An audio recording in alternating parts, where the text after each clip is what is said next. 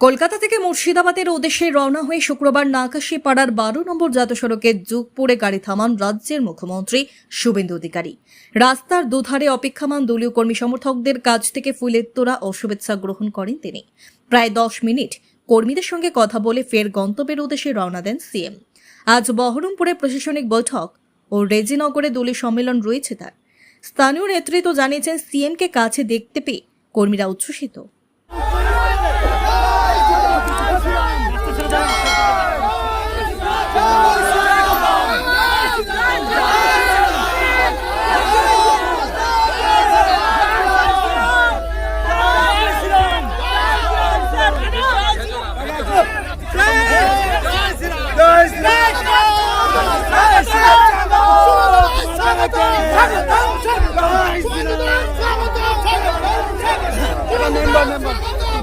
শুভেন্দুদা স্বাগত।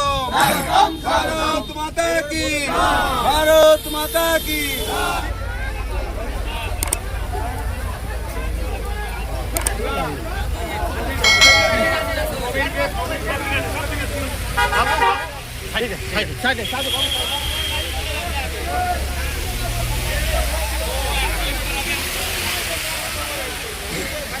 যদি এখনও আমাদের খবরের দর্পণ চ্যানেলটি সাবস্ক্রাইব না করে থাকেন তাহলে এখনই সাবস্ক্রাইব করুন, সঙ্গে বেল বাটনটি ক্লিক করুন আর পেয়ে যান সব খবরের দ্রুত ভিডিও আপডেট।